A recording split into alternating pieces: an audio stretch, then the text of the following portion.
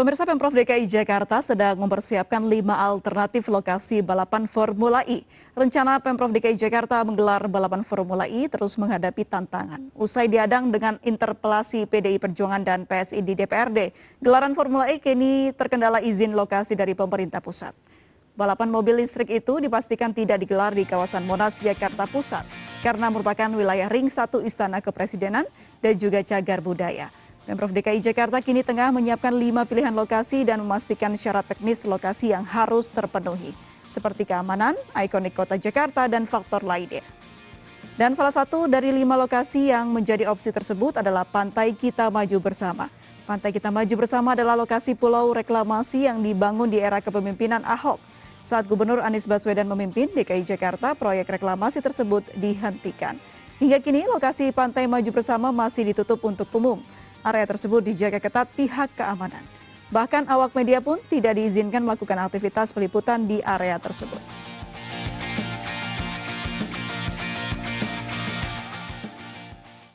Ya, sementara itu staf khusus Menteri Sekretaris Negara Valdo Maldini mengungkapkan alasan tidak diberikannya izin gelaran Formula E di kawasan Medan Merdeka. Dialog yang cukup intensif terkait ini, sampailah kita pada pembicaraan untuk menggunakan lokasi yang lain. Mengingat getaran dan berbagai resiko yang berpotensi merusak cagar budaya Monas. Kawasan Medan Merdeka masih tetap dapat digunakan yang meliputi Jalan Merdeka Timur, Merdeka Selatan, Merdeka Barat, sampai dengan putaran balik di depan RRI. Itu tidak ada larangan. Pemerintah pusat dan pemerintah daerah terus berkoordinasi, semua kemungkinan terbaik akan kita terus upayakan untuk dicapai, terutama terkait lokasi ini. Ya, sementara itu Wakil Gubernur DKI Jakarta Ahmad Riza Patria mengatakan balapan mobil listrik Formula E tidak digelar di kawasan Monumen Nasional karena terkendala perizinan dari pemerintah pusat. Ya, Formula E bukannya batal di Monas, tempatnya yang tadinya direncanakan di Monas dipindahkan ke tempat lain. Ada 5 alternatif yang disiapkan oleh Jakpro dan Dinas Pemuda dan Olahraga, yang mana nanti kita akan menunggu ya perwakilan dari Formula E untuk melihat secara teknis mana yang memungkinkan yang paling baik. Ya tentu ada syarat-syarat yang harus dipenuhi secara teknis untuk keamanannya juga, dan yang menjadi ikon Jakarta dan faktor-faktor lain. Kita tunggu saja ya, saya belum bisa menyebutkan. Pemirsa, Wakil Gubernur DKI Jakarta Ahmad Riza Patria juga pastikan komitmen fee penyelenggaraan ajang Formula E yang menimbulkan polemik di sejumlah kalangan tak sampai triliunan rupiah. Menurut Riza, komitmen fee yang dibayar Pemprov DKI Jakarta hanya berkisar 560 miliar rupiah untuk 3 tahun. Wakil Gubernur DKI Jakarta Ahmad Riza Patria memastikan komitmen fee penyelenggaraan ajang balap mobil listrik Formula E yang disebut-sebut mencapai angka 2,3 triliun rupiah merupakan kabar yang tidak benar. Angka tersebut dinilai terlalu fantastis hingga menimbulkan polemik di sejumlah kalangan, termasuk fraksi PSI dan fraksi PDI Perjuangan. Riza menyebut nilai komitmen fee yang dibayarkan Pemprov DKI Jakarta tidak mencapai angka 2,3 triliun, melainkan hanya berkisar 560 miliar untuk 3 tahun ke depan. Kendati menimbulkan pro dan kontra, namun ajang pagelaran balap mobil listrik tersebut rencananya akan tetap digelar pada bulan Juni tahun 2022 mendatang. Ya, menurut Wagub DKI Jakarta Ahmad Riza Patria, komitmen fee yang dibayar Pemprov DKI Jakarta hanya berkisar 560 miliar rupiah untuk 3 tahun. Kan informasinya sampai 2,3 triliun kan tidak betul ya, tidak pernah kita membayar komitmen fee. Yang ada adalah 560 miliar untuk 3 tahun ke depan, jadi bukan 1 tahun ya. Nah, kemudian juga semua nanti kita harapkan ke depan penggunaan pembiayaannya tidak lagi dengan APBD. Kita harapkan ke depan nanti menggunakan dana publik, sponsor, partisipasi masyarakat ya. Ya, untuk membahas terkait penyelenggaraan Formula E di Jakarta 4 Juni 2022 mendatang, sudah bergabung bersama kami Pak Sarman Simanjorang, pengusaha atau anggota IPPI, dan juga Pak Algi Dwi Prastianto, Ketua Umum DPP INAI. Selamat sore Bapak-Bapak. Selamat sore April, salam sehat dan semangat selalu. Salam sehat selalu. Baik, saya ingin ke Pak Sarman terlebih dahulu. Pak Sarman, ini sudah dipastikan gelaran Formula E akan berlangsung di Jakarta 4 Juni 2022 mendatang. Dari sudut pandang Anda sebagai pengusaha, akan ada peluang seperti apa saja nih yang akan kita dapatkan? Ya, dari 2 tahun yang lalu ya, ketika kita ditawarkan menjadi tuan rumah dan sudah disetujui, kami dari pengusaha sangat-sangat antusias ya dan yang sangat mendukung bahwa Indonesia dalam hal ini Jakarta dipercaya menjadi tuan rumah Formula E ini. Karena ada beberapa hal, faktor yang sangat-sangat menguntungkan kita. Ya, pertama menunjukkan bahwa kita adalah bangsa yang mampu menyelenggarakan sebuah event internasional. Apalagi kita tahu bahwa dunia mengakui ketika Asian Games kita bisa sukses, dunia mengakui. Dengan adanya kita menjadi tuan rumah Formula E ini juga bentuk bahwa kita ini dipercaya menjadi tuan rumah. Itu yang pertama. Yang kedua adalah ini juga sekaligus meyakinkan para calon-calon investor untuk masuk ke Indonesia. Karena apa? Karena kita tahu bahwa nanti Formula E ini akan disiarkan langsung oleh mungkin ratusan media asing. Ya, mungkin yang belum tahu Jakarta, yang belum tahu Indonesia, ya mereka akan tahu. Dan itu juga akan meyakinkan ya, bagaimana meyakinkan calon-calon investor untuk masuk ke Indonesia. Nah, itu yang kedua. Yang ketiga tentu dampak ekonominya yang luar biasa. Jadi dampak ekonominya ini bukan serta-merta bahwa kita bicara untung rugi, tidak ya. Tapi yang pertama, promosi wisata itu udah pasti. Promosi gratis ya, Pak Sarman? Betul, betul ya, itu udah pasti. Yang kedua adalah tentu harapan kami bahwa dalam proses persiapan nanti sampai hari ini, hari H nanti, itu akan dilakukan berbagai kegiatan-kegiatan yang dapat nantinya meningkatkan daripada berbagai aspek ekonominya. Contoh misalnya, pasti mungkin akan dilakukan ada festivalnya, mungkin ada basarnya, mungkin ada pamerannya, ada konsernya atau seminarnya, dan akan ada berbagai yang namanya souvenir-souvenir khas Indonesia. Nah, tentu ini kan akan menjadi peluang bagi pelaku-pelaku UKM kita nantinya. Maka kami juga memang sangat berharap kepada Jakpro di sini sebagai nanti penyelenggara tunggal ya, supaya membuka peluang yang sebanyak-banyaknya kepada dunia usaha kita, terutama UKM-UKM kita, bagaimana mereka bisa terlibat dalam event ini. Sehingga mereka nanti juga bahwa merasakan bahwa event internasional ini UKM juga dapat kecipratan. Nah, kemudian dari sisi pariwisata, tentu nantinya ya memang mungkin menurut hemat kami juga tidak bisa maksimal karena ini dilaksanakan di masa pandemi. Tapi yang namanya ofisial mereka itu kan cukup banyak pesertanya, bukan pendukungnya. Nah, itu juga nanti akan menggairahkan dari sektor hotel, restoran, kafe, mall, transportasi, kemudian paling penting juga apa? Ya hiburan malam. Ini juga nanti akan meningkatkan dan menggairahkan ekonomi Jakarta.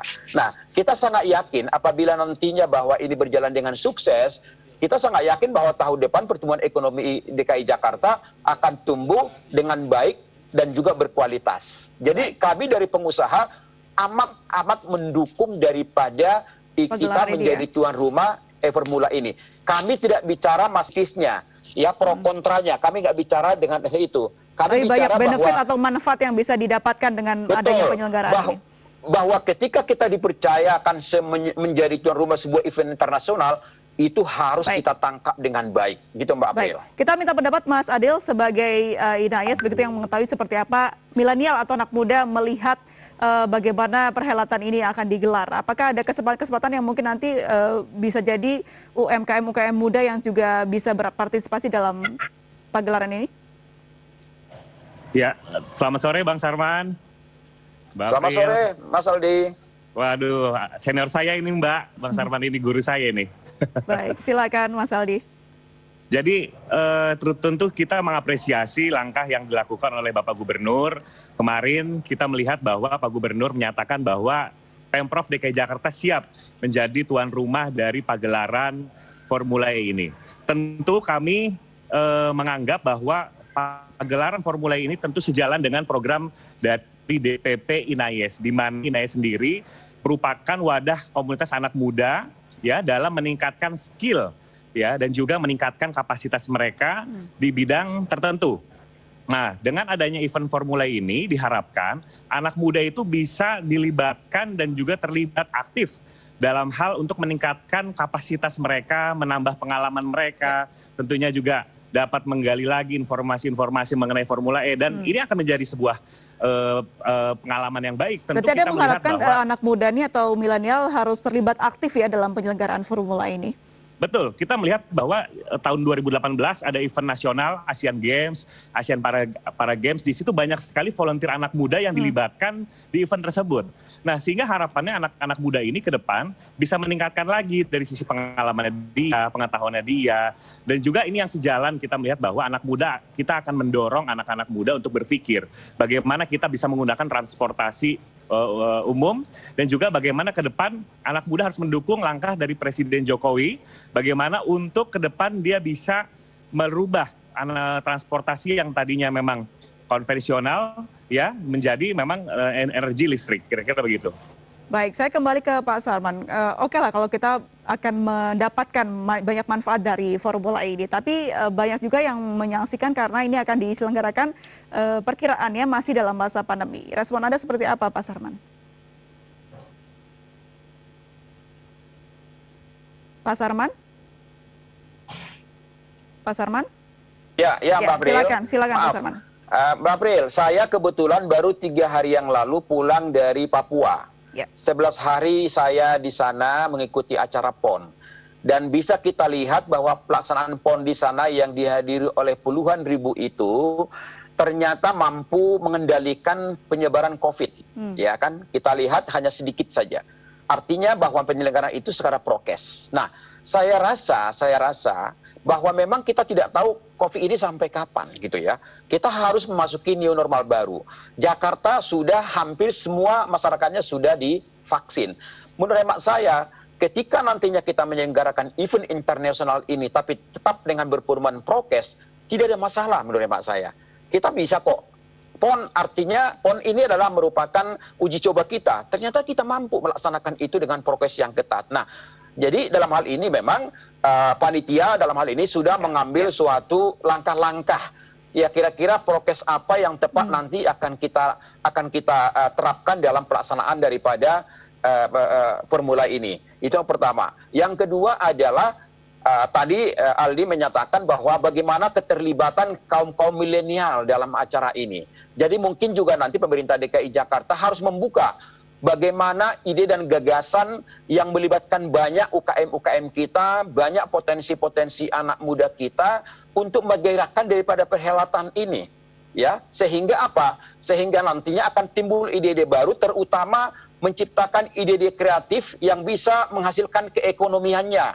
Ya, sehingga nantinya pengusaha-pengusaha besar, pengusaha-pengusaha menengah, pengusaha punya startup, kemudian juga anak-anak muda kita, milenial, UKM, ini bisa terlibat keseluruhan gitu loh. Karena kita ingin bahwa perhelatan ini milik semua masyarakat kita, terutama masyarakat Jakarta. Jadi kalau dari sisi positifnya, menurut hemat kami, sangat banyak keuntungan yang kita dapatkan dari perhelatan ini. Apalagi kalau kita bicara energi terbarukan, bahwa ada Paris Agreement di mana seluruh negara itu dituntut untuk memproduksi yang namanya energi terbarukan. Nah, dengan kita menjadi tuan rumah di sini, inilah komitmen kita bahwa Indonesia menjadi tuan rumah formula dengan mobil listrik dan saat ini juga kita sudah memiliki suatu industri yang saat ini sedang dibangun, mobil listrik yang terbesar di dunia. Jadi saya rasa ini merupakan suatu jawaban terhadap bagaimana agar Indonesia juga menjadi kalau sebenarnya negara ini yang fokus berkaca pada terhadap PON yang diselenggarakan kemarin Pak Sarman, tapi kan kemarin kita menyelenggarakan PON itu lokal begitu dari macam-macam provinsi di Indonesia, tapi kan ini pasarnya atau target marketnya nanti adalah orang-orang dari luar negeri yang bisa datang ke Indonesia. Apa saja poin-poin yang harus dipersiapkan untuk ini dari Anda, dari sisi pengusaha? Ya, tentu memang begini April. Kami kan dari pengusaha juga sangat khawatir ya ketika ada lonjakan COVID.